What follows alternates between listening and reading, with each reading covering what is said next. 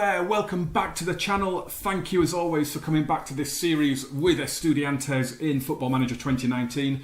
Today we are at Super League Cup semi-final stage. Apologies there wasn't a video on Monday. It's been a bit of a weird thing. You'll remember at the end of the last episode we were waiting for the draw for the Sudamericana second round and it never came.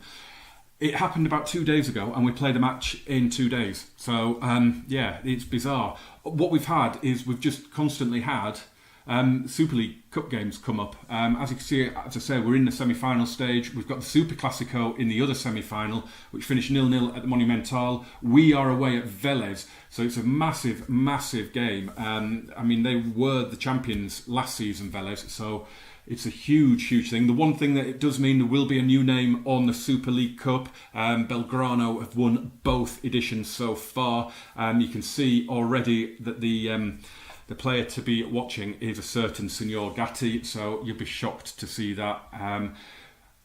Before I get into the schedule, we've got a really, really crazy result in there. It was a ridiculous match.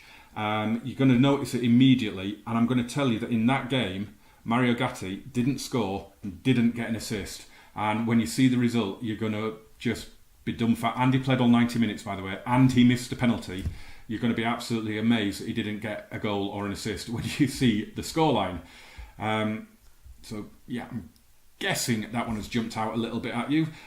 So, it was the game after the Medellin game, and it was just bizarre. We beat Lanús 11-1. We had something like 45 shots on goal. It was absolutely outrageous. Gaston Gil Romero and Gaston Paiva got 4 goals apiece. They were our central midfield pairing. They just hit goals from everywhere and they just went in. Every long range shot went in. Paiva, you can see there, look, he scored 3 goals inside 4 minutes. And then got a fourth. Gaston Gil Romero had already got all 4 of his before Paiva even got off the mark.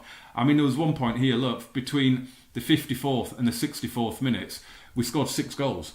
It was just absolutely insane. We then went away to Santa Marina and beat them 7-0 in the 5th round of the Copa Argentina. And Mario Gatti did score in this game and he got a hat-trick, his first hat-trick for the club. Ivan Ramos as well got his first goals for the club and got a hat-trick. And Matthias Pellegrini also got a hat-trick of assists. It was another ridiculous result. And I mentioned formation there. This was right after the latest update has come out for FM, and I just had this horrible feeling that all of a sudden my formation had broken the game. It was, you know, it's great to score 18 goals in 2 games, but you kind of want a bit of a challenge every now and again.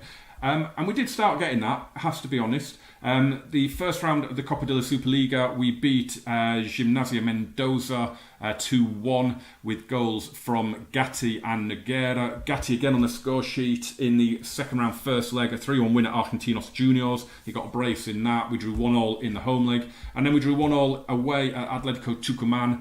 A team that we had beaten every time we played them up until this point. We went away, we were behind after about 40 seconds. Gil Romero got a goal though after 12 minutes and it finished 1-1. And then we beat them 4-0 in the second leg. Gatti brace yet again.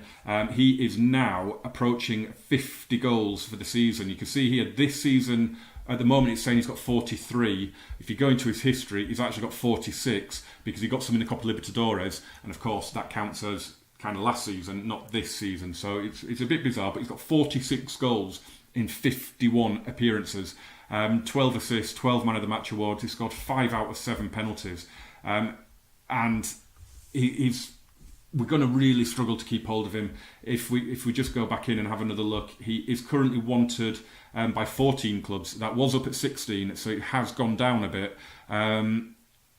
I'm liking the fact that there's no Barcelona, no Real Madrid, no PSG. It's kind of the tier below that are looking at him. The likes of Atletico Madrid, Borussia Dortmund, Bordeaux, Monaco.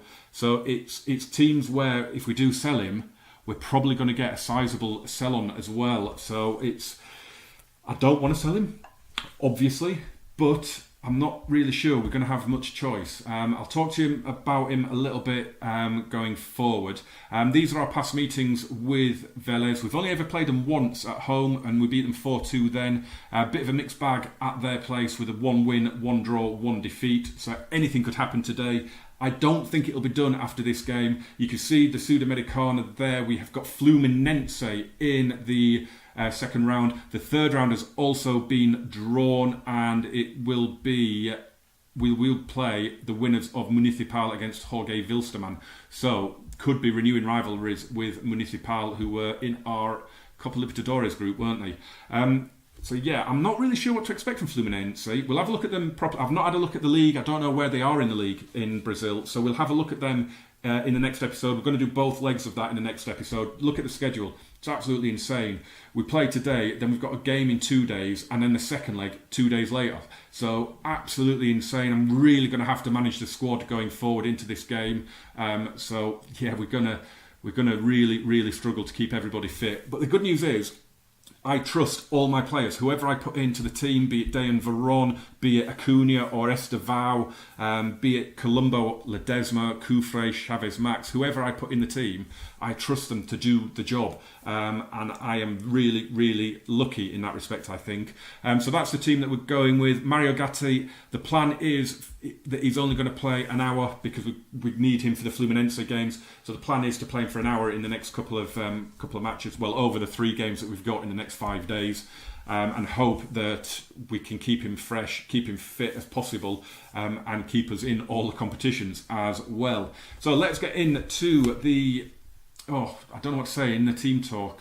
I'm going to just say we've been on a good run. I don't want to say we should be winning. I don't want to say I expect to win because it's a tough game away at Vélez. As I say, they were the champions last season in Argentina. So it's not going to be an easy game, and we shouldn't be going there demanding a win. A score draw or a narrow defeat with an away goal would be about right, I think. I would be quite happy with that.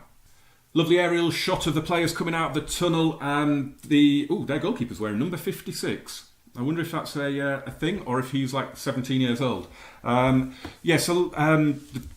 was one question in the tunnel interview, and it was just about, do you think you'll win? And I just said, if we play as well as I know we can get the result we want. So, we've already got a problem with Abel Casquet with a twisted knee. He says he wants to come off, so we'll have to monitor that. That wouldn't be good to lose him so early on, as Escobar, the number 56 goalkeeper, sends it long, but Ruiz Diaz picks it up. Galabert now. It's a little bit more of an inexperienced right-hand side with Galabert and Ruiz Diaz, but as I said it before the game, I trust both of them to get the job done. There's no one in this squad that I wouldn't put in an away game against anybody, and Mario Gatti should have scored there. It's the first chance of the match, and it should have been the first goal. That was a big miss. Abel Casquet is starting to recover a little bit, so we're just going to drop a little Get Creative shout out. There we go, that'll go through. Pellegrini now out to Marlon, get the cross in, he does. Gatti's there at the near post, cleared away. Chico though to Casquet, and that twisted knee may have played a part in that poor shot. Marlon cross blocked, could be a counter attack here with the very dangerous Almada, but I'm not really sure what that was all about. So Mario Gatti, looking at Casquet's come off injured. He has come off, and that's a worry. That is a worry. Have we got we've got Matthias Moya to bring on. That's a bit of a worry. I should maybe have taken him off, but I never do. When they're recovering their fitness and they don't have the injured symbol next to them, I never take them off. He'd seem to be doing all right. If it was a twisted knee, surely he would have the little orange injured symbol, if nothing else. But yeah, so Mario Gatti, while the game's ticking through, I am one of his favoured personnel. We do have a very close relationship because I talk to him pretty much every week, either praising his performance or praising his training, because for all but 1 week this season, he has been our top trainer. He's never dipped below about a 9.85, I think, and he's usually a 10. It's ridiculous. But if you go into his profile, it's saying that he's now wondering if he should be moving to a bigger club. So the fact that he's starting to garner some interest is a little bit worrying. As Gatti is in here, and Moya, who played the pass in, it was brilliantly unselfish, and it's a second huge chance for Mario Gatti, and he should have scored it. That is poor. Both his chances have been on his left foot as well. He should have buried both of them. But what I'm hoping is that if an offer does come in, I can reject it and it won't cause too much of a problem, because he is we do have a good relationship and one of his favoured personnel, so I'm hoping that plays a part. We've had Independiente manager watching him pretty much every match. Don't know why, because he's got no chance of getting him. And we've had press stories linking Bordeaux and was it Monaco, I think, to bid for him. Both stories linked with bids for $8.25 million. I mean, have a word. I mean, come on. That is one of my biggest bugbears with FM, and we'll talk about that down the line when we get offers. I'm hoping he's got 4 years left on his contract. So even if he refuses to sign a new deal, I don't really have to worry about selling him for a good couple of years. As Galabert cuts inside, did everything right, and the shot was awful. But yeah, I'm really, really hoping that we can at least appease him if he does get annoyed that we turn down a deal. So after that massive long speech, apologies for that, nothing happened in the final 10 minutes of the half.